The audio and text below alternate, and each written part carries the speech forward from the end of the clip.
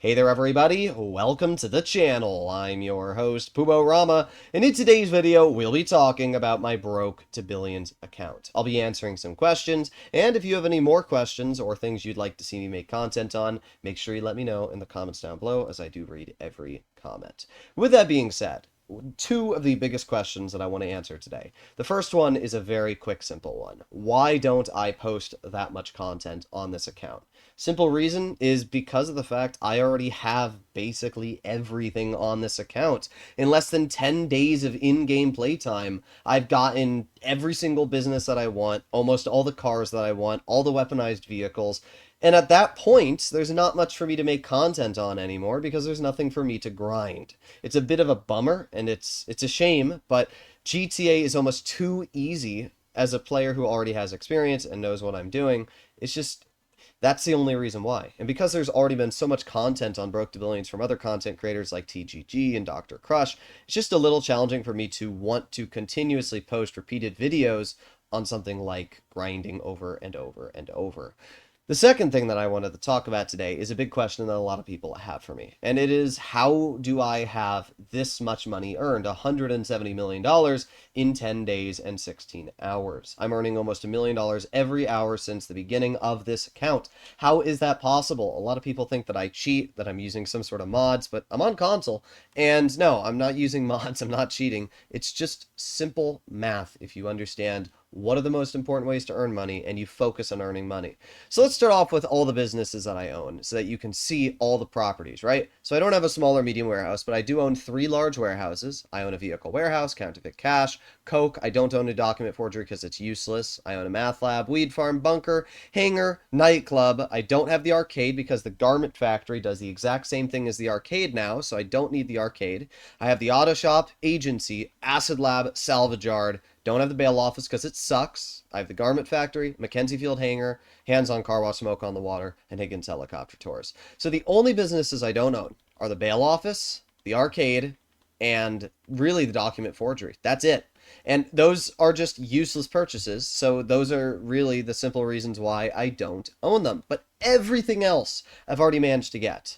So let's start off with the simple facts. How have I been able to get all of these purchases in such a short amount of time?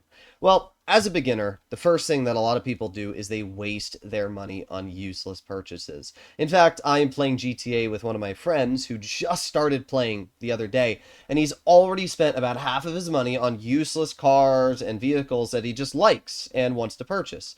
Now, there's nothing wrong with that. I know that there's always people that come into the comment section and are like, oh, how dare you, Poob? I want to do what I want in my gameplay. And that's totally fine. If you want to spend your money on cars as soon as you get in the GTA, then go ahead. I'm not telling you can't. But the thing is that you're going to have a lot more cars if you put that money towards businesses and earning more money than it is wasting it, right? There's a reason why over half of Americans are in debt until they die, and it's because they waste their money on useless purchases instead of putting it in the bank and saving it and investing it. And it's the same thing in GTA. When you start off as a new player, you have a couple options. It's save the money, purchase businesses, and earn money with those businesses, or waste it all on some cars and never actually have a proper way to earn money.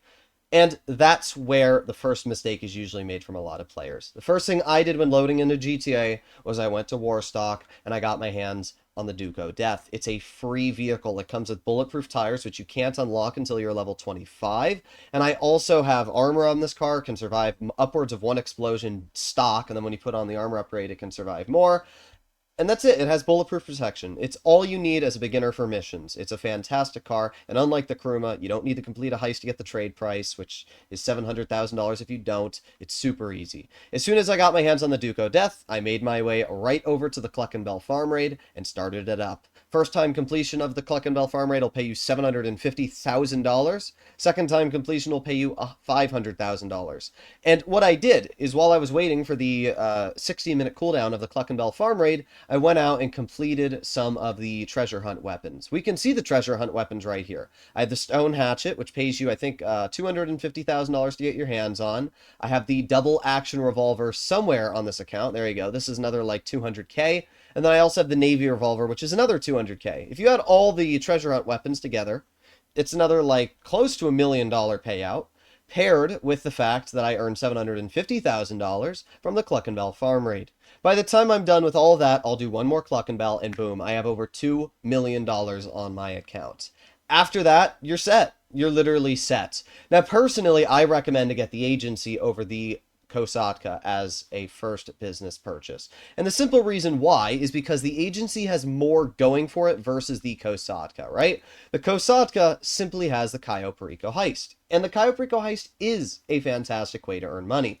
But there's a caveat. The problem is you need to have some sort of fast mode of transportation to be able to complete the heist, right? I know a lot of you might say, oh, I have the Sparrow. But as a beginner, you don't have the Sparrow. And that's why I tell beginners to get their hands on the agency first. Not only do you get a 20-car garage with Amani Tech capabilities when you want to purchase that upgrade. By the way, again, as a beginner, I do not recommend to buy the Amani Tech workshop. It's a waste of money. Only buy it when you have the funds to get your hands on Amani Tech vehicles. And again, with the Duco Death, you don't need them right now. You have a vehicle that can survive multiple explosions. It's fast. You're not going to be grinding too much in free roam lobbies as it is.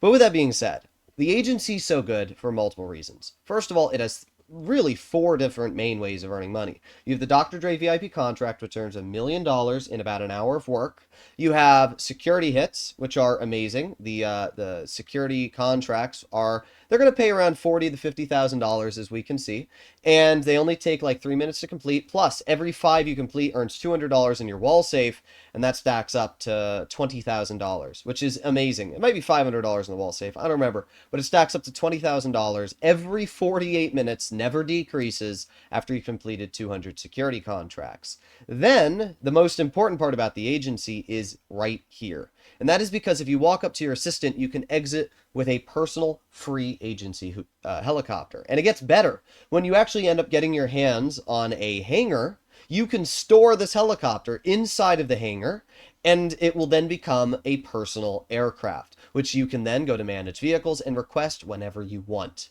That is absolutely huge, and it's what allowed me to travel across the map so easy for my agency missions. Once I completed the Dr. Dre VIP contract twice, I was able to get my hands on the Cayo Perico heist, and then I used my agency helicopter to then do the Cayo Perico heist. That's really as simple as it is at the beginning basics of grinding. Once you have a Kosatka and you have your hands on an agency, you're already set.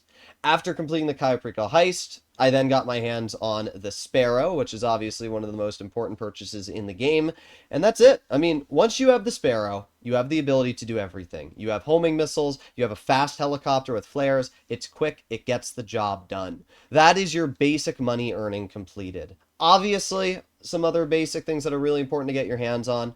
Very early on, I got my hands on the Acid Lab for multiple reasons. First of all, I was able to get a free Ocelot Virtue after completing the second half of the Acid Lab missions, but I was also able to get the Acid Lab, complete the Dax missions, and then have a passive way to earn income. So within probably my first 5 hours of playing, I had an Acid Lab, so I had some sort of passive income. I also had a nightclub because when starting GTA on next gen, you're forced to spend $4 million.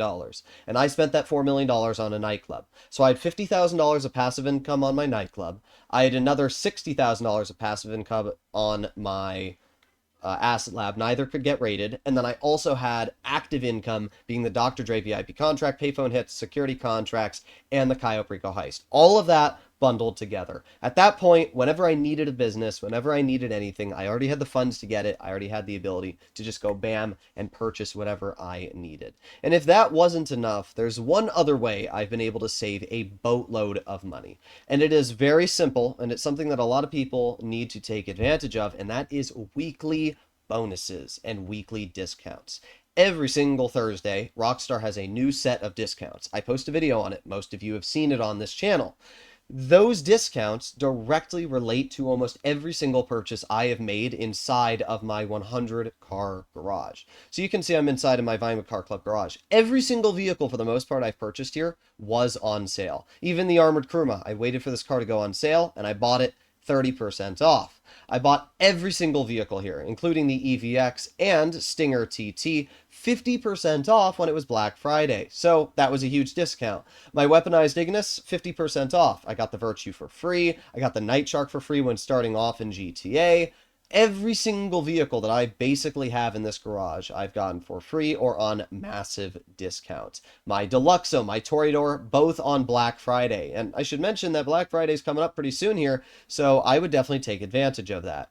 Even my second and third levels of this garage also took advantage of the exact same discounts. The salvage yard is a great way to not spend money on cars. Sure, it's once every couple months Rockstar has vehicles in the salvage yard that are claimable, but still, I've probably claimed over 10 cars from the salvage yard, and most of which are sitting in my Vinewood Car Club garage. Every single week, we have a car that you can claim from the LS Car Meet as a prize ride. I've claimed those cars. And with GTA Plus, you're also able to claim free cars like the Coquette D5 I got for free, the Suzume I got for free, Vapid FMJ, all these vehicles I've gotten for free. But, for example, we have the Clique over here.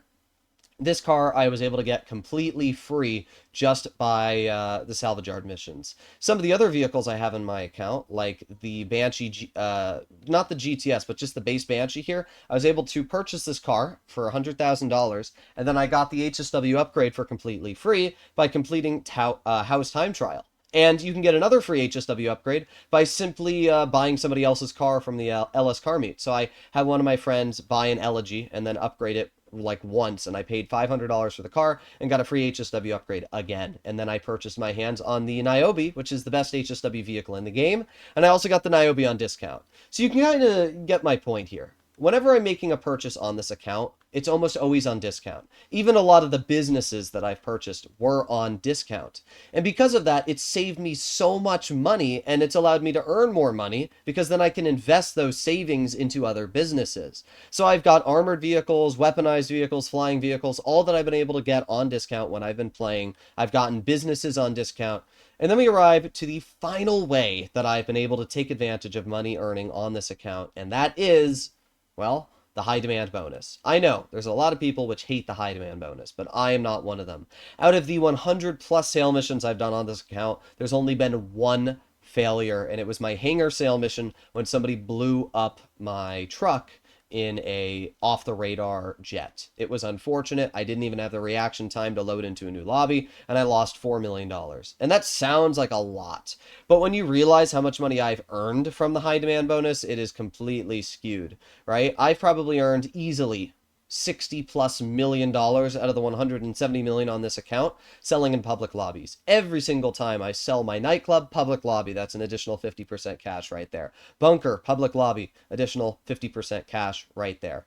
Any business that has a sale mission, I'm selling in public lobbies because I'm able to get so much more money. And the only downside is that you have to deal with other players. Most of the time, I go to SecuraServe CO abilities and go off the radar for 3 minutes, and I don't have to worry. So trust me, there are many ways to earn money in GTA. But if you take advantage of the weekly bonuses, you only buy cars that are necessary until you have the amount of businesses you need, and you take advantage of the, high demand bonus, you're going to be completely fine. And that's really as simple as it gets. So hopefully you enjoyed today's video. If you did, make sure to click that subscribe button down below. And other than that, hopefully I'll see you in the next one. If you have any video ideas or content you want to see me make, let me know. I'll see you. Bye-bye.